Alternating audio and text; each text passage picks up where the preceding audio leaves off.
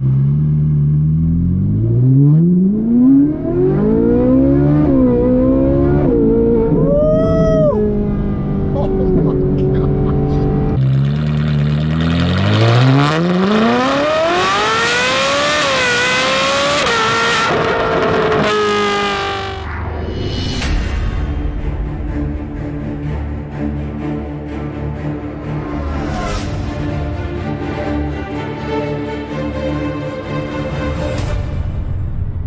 right, ladies and gentlemen, we are going to get a cold start of the 458. Jeez, that is ridiculous. That exhaust is phenomenal sound. Hello, everyone, and welcome back to Brink of Speed. I'm super excited today. You guys have already seen some videos of me down in Austin at normal Guy Supercar's house. And he's, already done a review on the C8, but now I get to do a review on his 2010 458, and I'm super excited. If you have not checked his channel out yet, make sure you go see Dan over at Normal Guy Supercar. Do it.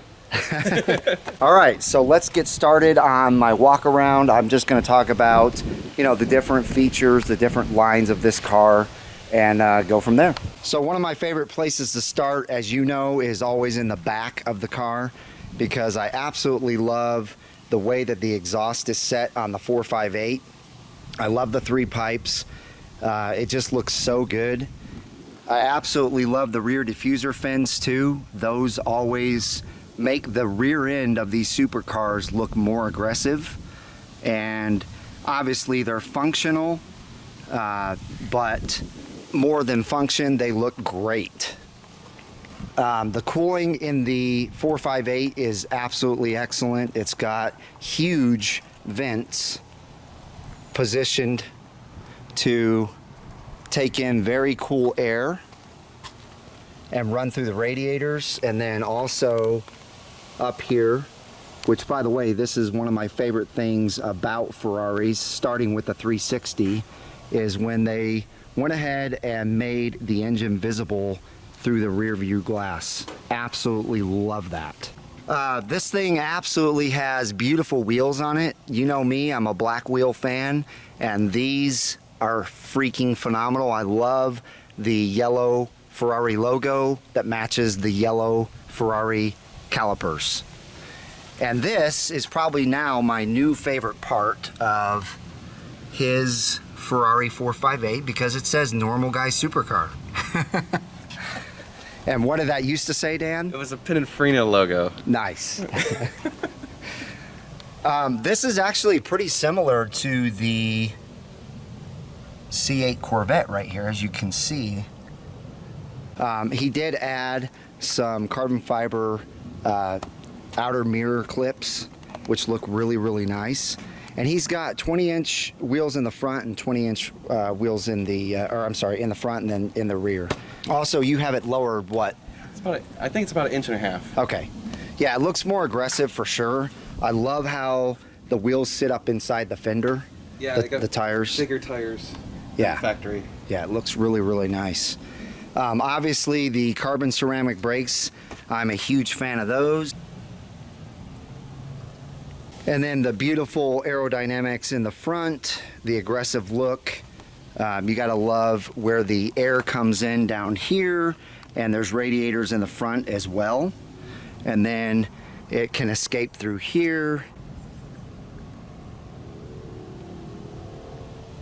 Now this is a hardtop that is not removable. It does come in a convertible hardtop. I've actually driven one of those back a couple years ago. If you look way, way back in my videos, you'll see me driving a convertible 458. And so I've already driven one, but I can't wait to drive this one because it's had a couple of modifications. What is the name of the exhaust again? So it's got a S-line cat deletes and an S-line exhaust. Okay. Still got the factory headers, and then it was tuned by Exotic Power and Performance. Okay, so a little bit over stock. I'm gonna guess 30 horsepower over stock or so. Okay, so we're gonna pop the hood to show you what the engine is, but it does come with a 4.5 liter V8 It is a flat plane crank motor, so it has, you know, a high RPM revving range, and it sounds phenomenal. All right. Oh wow, that is light. That is super light. Yeah, I mean, this right here is just pure gorgeousness. I mean, there's so much carbon fiber in this engine bay, but just the red Ferrari engine alone is just a thing of beauty. I mean, I absolutely love the way that looks. And again, it all started with the 360. Yep. They made it so you could look in and see the rear engine, and from that day forward, I was like, I have to have a Ferrari. So guys and gals, the only thing bigger and better about this Ferrari is the front trunk, the frunk. And I almost forgot to show you guys this, but this is awesome compared to, it's right here. I don't even know how to open the frunk. Oh, and it's really awesome because he's got Ferrari models sitting in there. Man, I'd almost say it's double. Oh yeah. It's huge. It's the same depth. Right. But yours is like about half. Yeah.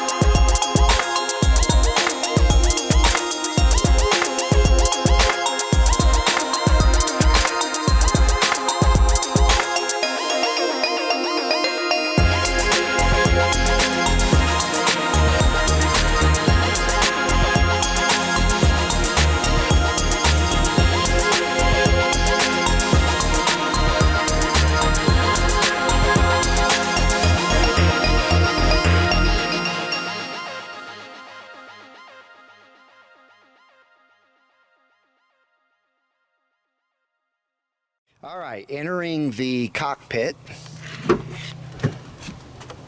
First thing you see on the door is a lot of carbon fiber.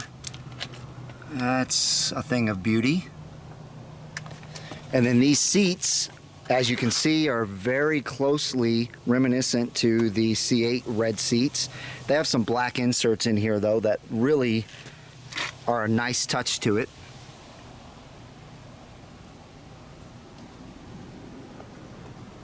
So there's one thing that you absolutely see first time you get in a Ferrari, and that is that it basically looks like you're sitting in a race car.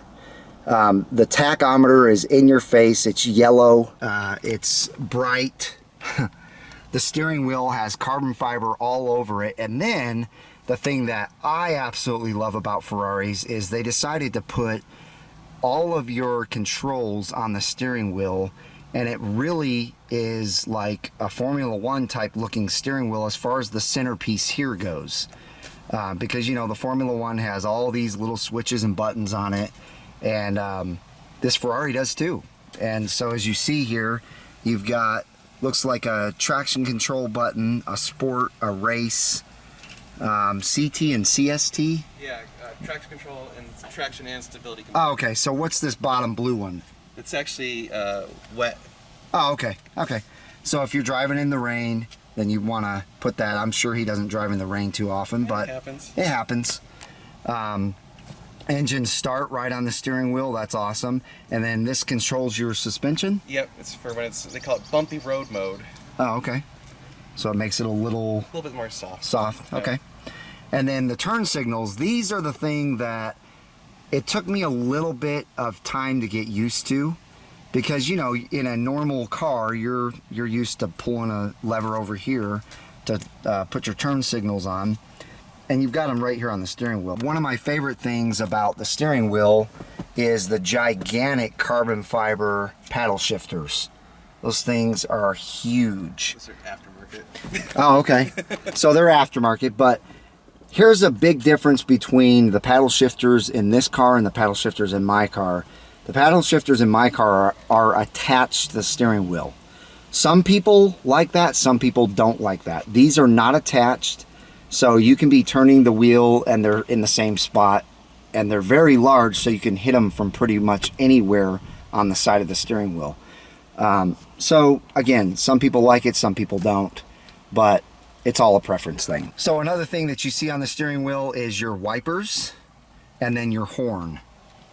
So you've got buttons on both sides for your horn. The center console is pretty basic. Looks like you've got, you know, a little bit of a radio volume and control there. So apparently this radio does not get rave reviews from its owners. No. But everything that you touch here shows up on one of these screens. Right Okay, so this screen here, which you'll see once I turn it on. But it's not really user-friendly. But that's a Ferrari. Who cares? We're not going to turn the radio on anyway. Probably not. It sounds too good to turn the radio on. And then you've got your normal, you know, climate control settings here. And then this is where you put the car in drive, reverse, automatic or manual. And here are your window switches, up and down. And so as you can see, it's pretty much a bare minimum center console, and it's night and day from the C8. The C8 has this huge obstruction in the way between you and the passenger. This one is the opposite of that. There's no obstruction.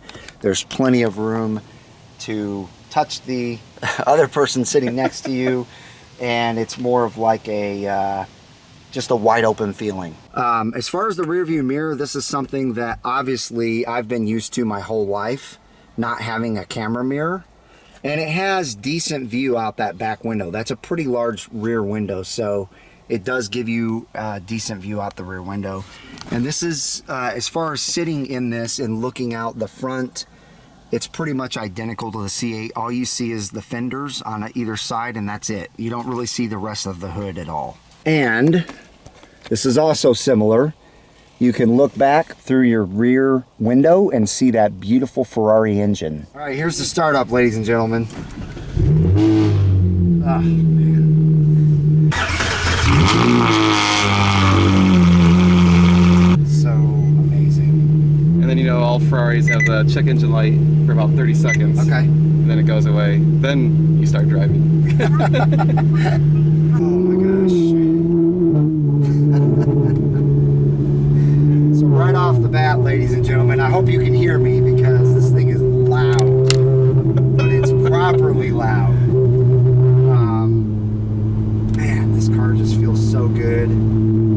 It's like he said in the video of my car, this has a little bit more response in the steering.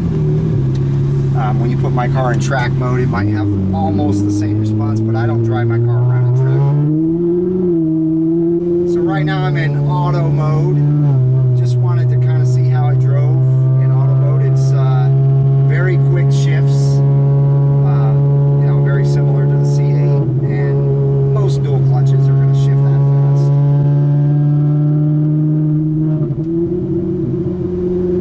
So it kind of has a little bit of a drone. It does. You know, when you're, especially in like 7th gear. Yeah. I downshifted to 6 to kind of get rid of that. Yep.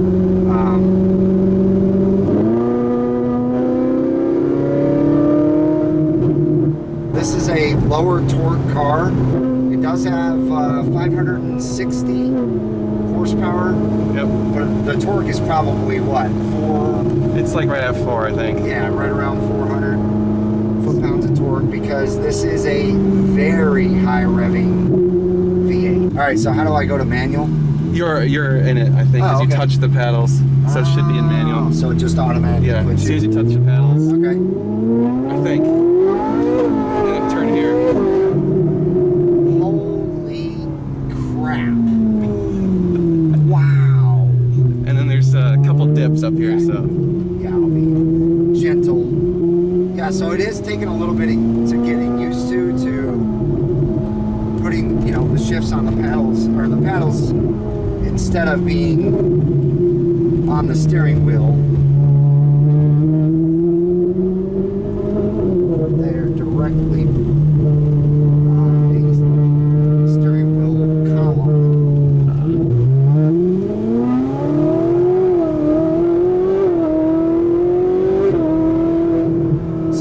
about maybe a quarter throttle, I'm barely getting in this thing. And you really don't need to.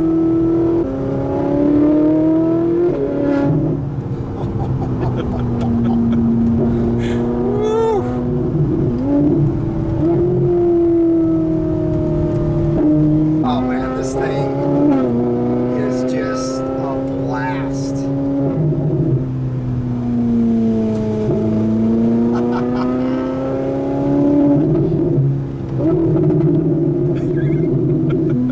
Love that snap, crackle, and pop.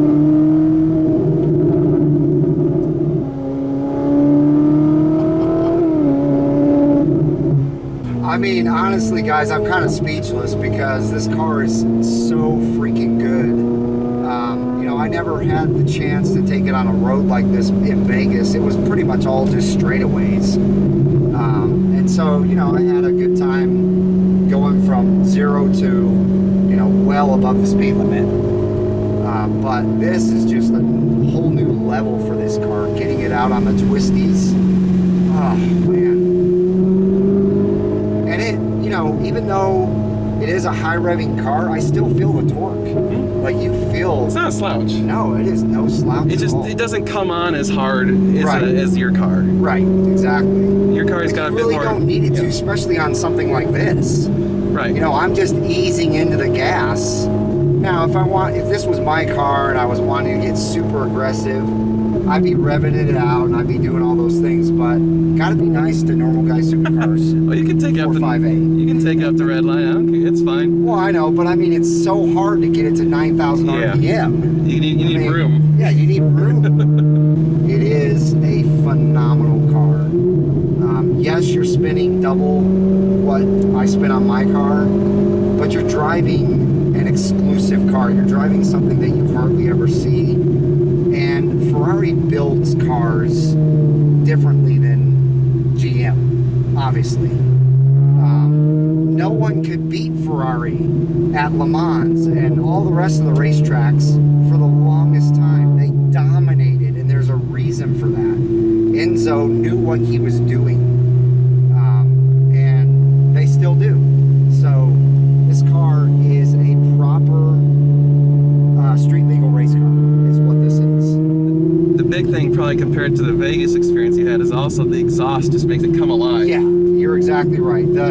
I'm glad you brought that up because that is a huge difference. Now, granted, you know, the 458 I drove in Vegas, when you got it up to 7,000 to 9,000 RPM, it came alive. It sounded phenomenal. It screamed. But this car is just from 0 to whatever is crazy, and it's a crazy good thing. We can Move. Get out of the way. I know. I wish there was a passing. It's the only problem with this road. There's no passing anywhere.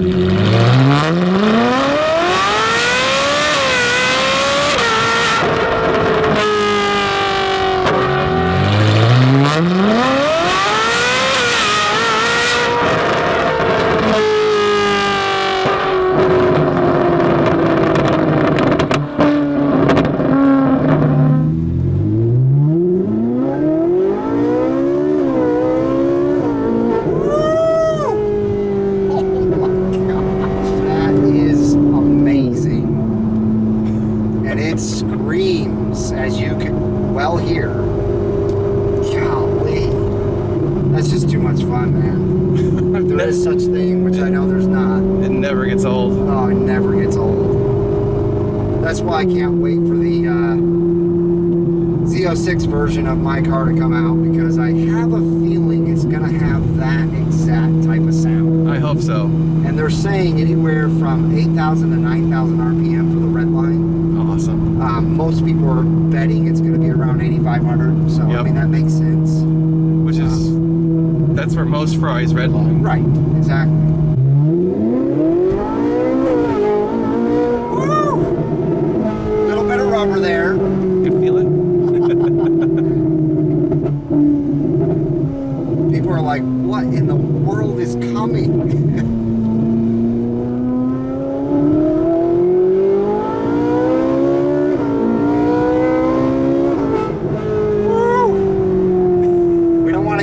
stop trouble. Jeez, this thing is so much fun. So we're gonna get it out on the highway a little bit, and I'm gonna press this button right here, and that's gonna give us a little smoother ride. Oh yeah, I can already tell the difference. That's cool, man. Yeah. That's really cool. It's reasonable. I mean, for this not having a Magnarite suspension, Yeah. that's pretty impressive because that's almost as smooth as my tour mode in the C8. Yep. That's It's awesome. not quite.